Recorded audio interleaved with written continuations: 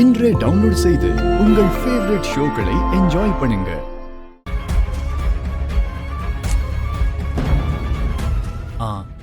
Srikanth sir, இங்க வா. சொல்லுங்க சார். என் ரூம் முழுக்க கேண்டில் லைட் டின்னருக்கு டெக்கரேட் பண்றியா? நானும் லக்ஷ்மியும் கேண்டில் லைட் டின்னர் சாப்பிடணும்னு நினைக்கிறோம்.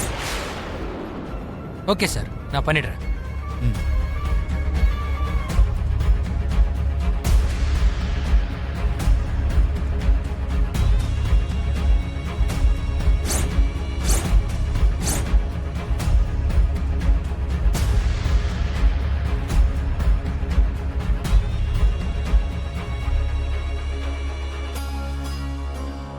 மித்ரா, நீ என்ன பண்ணிட்டு இருக்க? என்னாச்சு சித்தி? கேண்டில் லைட் டின்னர் விஷயத்தை பெருசா கண்டுக்காதேன்னு மனிஷா சொன்னா.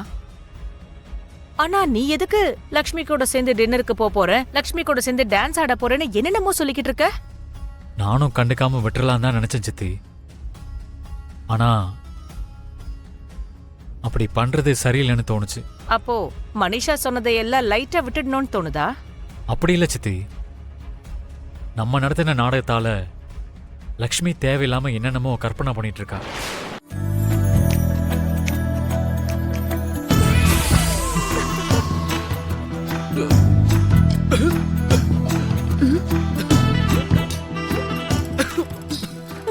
என்னாச்சுப்பா தம்பி? ஒன்னும் இல்ல ஆண்டி, ஒன்னும் இல்ல.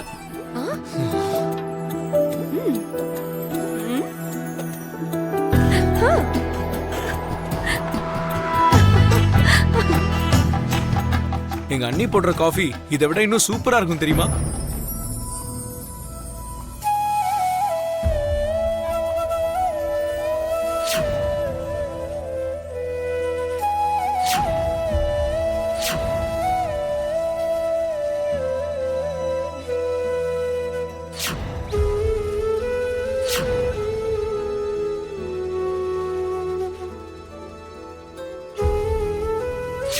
ஆமா, என் அக்கா எது பண்ணாலும் ரொம்ப நல்லாவே அதை பண்ணுவா. சின்ன வயசுல இருந்தே எங்களோட அம்மாக்கு அப்புறமா அம்மா மாதிரி பாத்துக்கிட்டாங்க. எங்களுக்கு எல்லாமே அவங்க தான் பண்ணுவாங்க. அவங்களுக்கு இருக்கிற அளவுக்கு பொறுமை யாருக்கும் இருக்காது.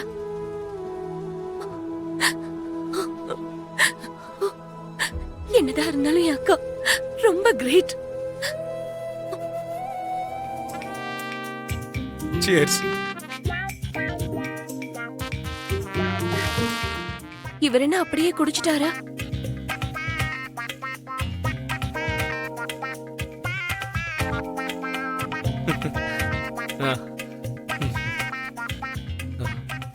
சரிங்க, நான் கிளம்புறேன். Thanks for the nice coffee. அப்பப்ப வந்துட்டு போங்க தம்பி. கண்டிப்பா. இந்த மாதிரி ஸ்வீட் மெமரிஸ்லாம் கலெக்ட் பண்ணிக்கணும்னா அடிக்கடி வரணும்ல. பாய் ஆண்டி, பாய்.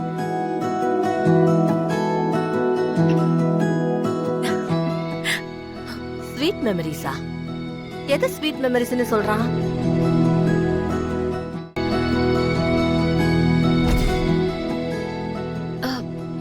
என்னங்க இதெல்லாம்? சர்ப்ரைஸ். எப்படி இருக்கு?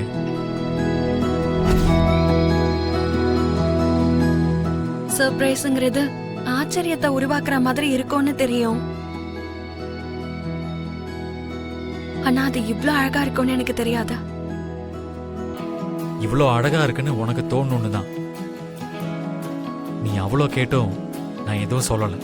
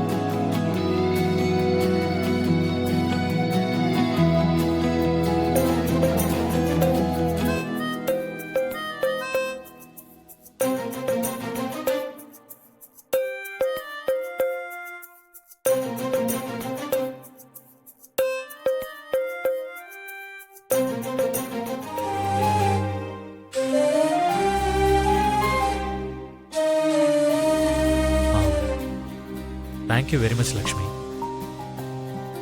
எதுக்குங்க? நீ எனக்காக நிறைய விஷயங்கள் பண்ணியிருக்க. உண்மையை சொல்லணும்னா இந்த தேங்க்ஸ் நான் எப்போவோ சொல்லியிருக்கணும். ஆனா சொல்ற வாய்ப்பு நேரம் இந்த ரெண்டுமே வரல. முதல்ல நம்ம எதுக்காக தேங்க்ஸ் சொல்லிக்கணும்? இத பாத்தீங்களா? நீங்க என் கழுத்துல கட்டினது இது வெறும் ஒரு கயிறு மட்டும் இல்லைங்க. நான் எப்பவும் உன் கூட தான் இருப்பேன், கடைசி வரைக்கும் உன்னை விட்டு போக மாட்டேன்னு நீங்க எனக்கு கொடுத்த வாக்கு மாதிரி தோணும்.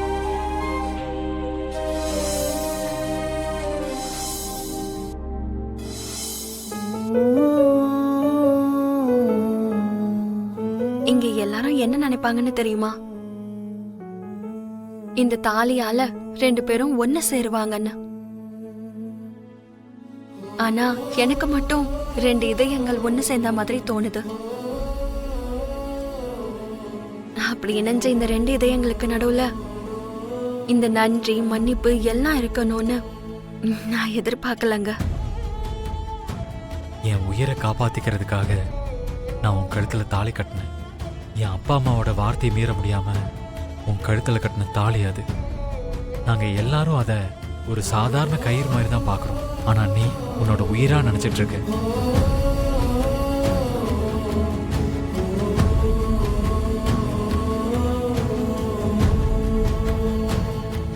இந்த தாலி என் கழுத்துல தொங்கிக்கிட்டு என் இதயத்தை தொடும்போது எனக்கு என்ன தோணும் தெரியுமா?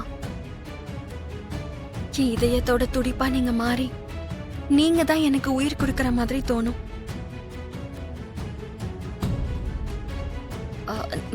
நான் ரொம்ப ஓவரா பேசிட்டு இருக்கேனா? நீங்க ஏதோ சர்ப்ரைஸ் கொடுக்கலான்னு என்ன கூட்டிட்டு வந்தீங்க. ஆனா நான் ஏதேதோ பேசிக்கிட்டு இருக்கேன்ல. நோ, அப்படியெல்லாம் எதுவும் இல்லை.